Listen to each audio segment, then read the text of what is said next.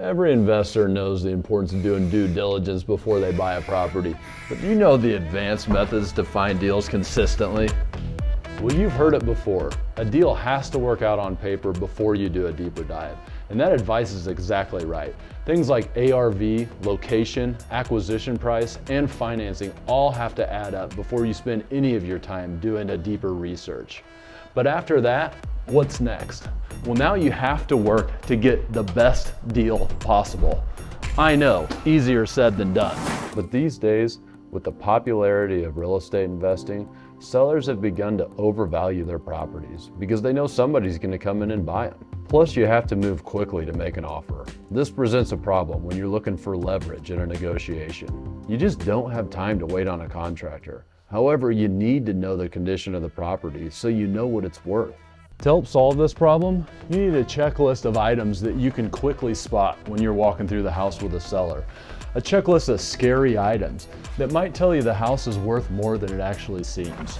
Fortunately, most of these things can be found sitting at your computer, looking at photos from the MLS or ones sent by your wholesaler.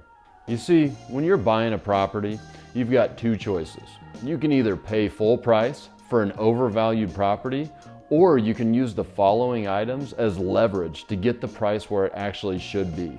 Or at the very least, you can understand that your too good to be true deal isn't so good after all. There are three main points of leverage that I look for. 1, the triple threat. 2, the Mirage. And 3, the big 6. Number 1, the triple threat. As the name implies, it's made up of 3 items that could indicate deeper problems. You see, things like bleeding, structural damage, or DIY work will often be visible in photos or during a walkthrough. The issue, however, is that what you see on the surface isn't always the full picture. So you're gonna have to take what evidence you do have and make decisions based upon that. Basically, you're gonna have to put your detective hat on. And here are the 3 things that I look for. Signs of bleeding. What's the first thing you do when you cut your hand? You apply pressure to stop the bleeding. After all, your body can only take so much blood loss. Well, houses bleed too. However, blood comes in different forms, like water intrusion, bug nesting, and fungal growth. Photos or a walkthrough may reveal that pressure has already been applied to stop these various forms of house bleeding. But remember, blood leaves behind stains. Now, some stains are noticeable.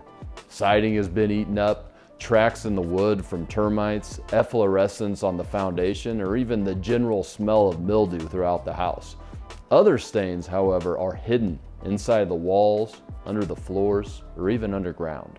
If you've spotted these clues before you've purchased the property, once the renovation starts, you can be more prepared financially.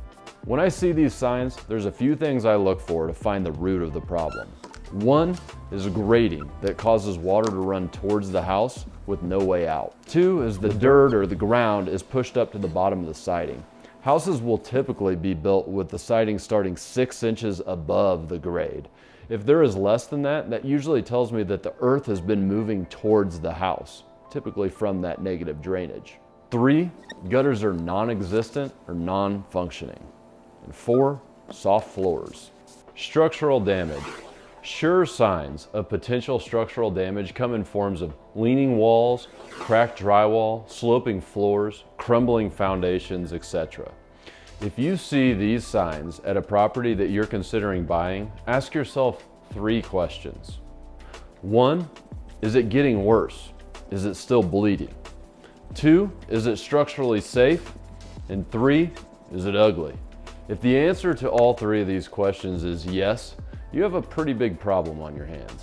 On the other hand, if you answered no to any of these, you may be dealing with something that looks far worse than it actually is. Use this to your advantage when you're negotiating the purchase price. Let's use an example to help you out. Let's say that you have some sloping floors in the house. This was caused by negative drainage towards the house that hit the foundation and made the foundation sink. So 1, the bleeding is the negative drainage. But a retaining wall was built with a French drain. Now the water safely flows around the sides of the house instead of through the foundation. Now the bleeding has stopped. 2, now the question of structural safety. Well, a pier and beam have been run all the way across the floor system that's sitting next to the undermined foundation. This has effectively become the new foundation wall. Now, it's structurally sound. 3, the floors are still sloped, but now it's a simple cosmetic problem. You can either leave it as is, or you can use some floor level to bring them to flat. Of course, in this situation, the proper fix would be lifting the whole floor system. However, it's not necessary. After all, the worse something looks, the more it can seemingly cost to repair. But since you've been consuming all of our content, you know how to get things done for a more reasonable price. And finally, the pro DIYer. This is the worst of the triple threat. Buying from a homeowner who thinks they know how to be a contractor. Now, I'm not talking about someone who did a crappy paint job or some ugly trim work. I'm talking about someone who thinks they know how to wire, frame, plumb, etc. You just never know what you're gonna find when you open up those walls. So if you notice any signs that a pro DIYer has lived there, immediately increase your rehab budget. You see, at this point, I've basically seen everything that nature and a bad tenant can throw at a house, but I'm constantly surprised by the creativity and the misguidance of a motivated DIYer. The problem with the triple threat is that you can never know the full extent of the issues. You have to collect the clues and piece together as much of the puzzle as you can, building a story for your seller as to why you need to lower the price for that property. Number 2 is the Mirage. See, there are a handful of items to consider that may not end up on your budget as specific line items, but can cause contractors to raise their prices when they're giving you a bid. We refer to these items as the Mirage because your seller isn't going to notice these things. It's up to you to bring this to his or her attention in your negotiation. Power. Is the power on? And if not, do you know how long it's been off? This is an indicator of how recently this house has been lived in. For the most part, when a house has been recently lived in, you can assume that things are working properly. It's rare to find someone who will live in a house without electricity, modern plumbing, and HVAC. Now, I have seen a lot of people live in some pretty shabby conditions, but recent inhabitants are a pretty good sign. Ready?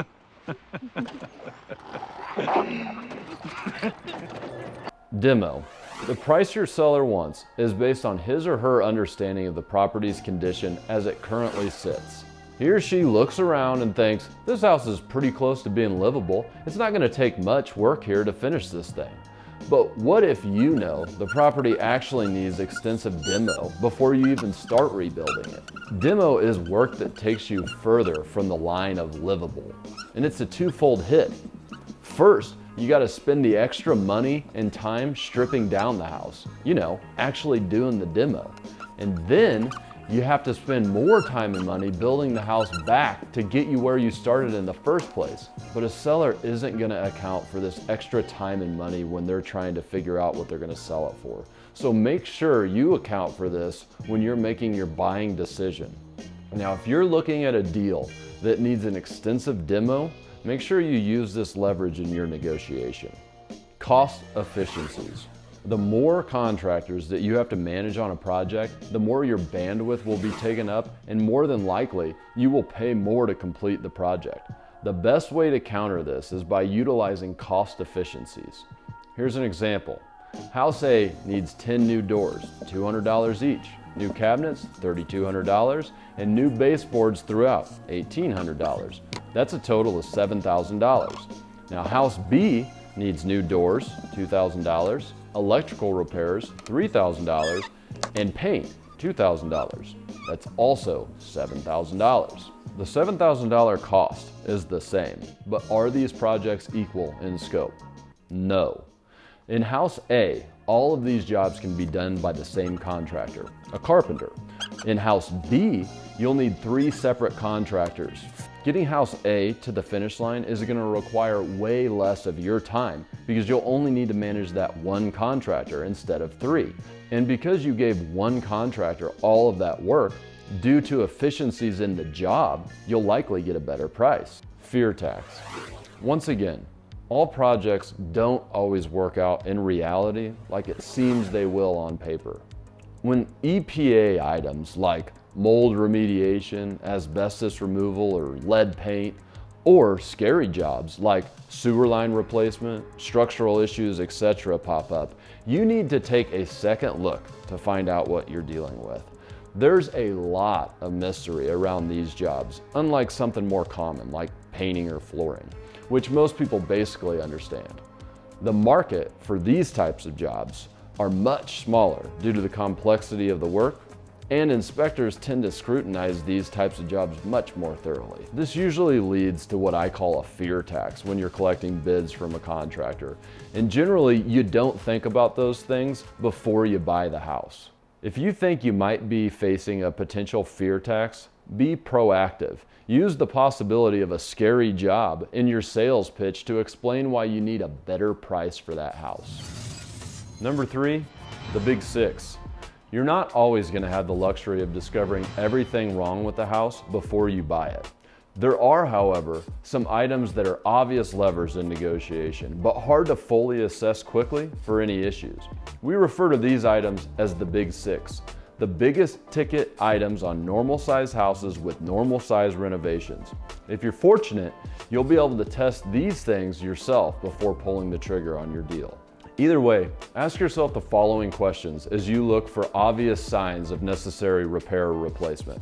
Unlike the rest of the list, most sellers are familiar with these items, so you'll need to be very clear on why these things are problematic, even if everything works properly. 1, structural. Also part of the triple threat. Is the structure getting worse? Is it still bleeding? Is the structure safe? And is the structure ugly? 2 is the roof. Are there visible signs of water damage inside of the house? Are the edges of the shingles curled? Do the shingles have a visible loss of color? 3, HVAC. How old is that unit? Anything over 10 years is getting a little bit scary. How much rust is on the unit? Are there other heating and cooling devices inside of the house? 4 is the plumbing. Does the house have old cast iron pipes or new PVC? Are the water lines old galvanized steel? Are there cleanouts on the property? 5, electrical. Does the electrical panel have a fuse box or a breaker box? Does the house have non-Romex wiring? Does the house have an old service mast, one that doesn't protrude through the roof? 6, windows and siding. Now, typically we don't need to do a full replacement here, but if you do, you need to make sure you left a hefty budget for it. Now, to be clear, a comprehensive scope of work and a renovation budget will have more jobs and tasks than the big 6. Even if you skip some of those other items in favor of the big 6 and add in some contingency dollars for your overall budget, you will keep yourself out of any major trouble. If you really want to go a step further, consider doing some estimates on your own by adding price per square foot or the unit cost to each of the following typical items on a project. Do some research to get some averages in your area, and then the calculation will only take a few minutes. Price per square foot, flooring, paint, demo, trim. Unit cost, cabinets, countertops, tile and a tub surround. Quick note here, we have all of these jobs in our jobs menu, which we've linked in the description. And P.S., we're actually working on an application that will allow you to do these calculations quickly, thoroughly, and on the go. If we've completed it, it will also be linked. If not, we either failed or we're not done yet. Next time you think you have a great deal on your hands, do yourself a favor and work through this guide and checklist as you work your way through due diligence. As you go over photos or walk through the property, make sure to consider the items of the triple threat, the Mirage, and the big 6. Look for potential surprises and anything else that seller might have missed, and use those things as leverage in your negotiation. Point out all the scary items and other flaws in the property. Explain to that seller how things they can or can't see actually impact the value of the property. And make sure that they understand that things can actually work properly and still need repaired or maybe even replaced. Remember, when you're buying a property, you only have 2 choices. You either pay the price that the seller has set, or you pay the price that you set via negotiation. Well, I prefer to do the latter. If you liked our content, you know what to do. Good luck out there, investors.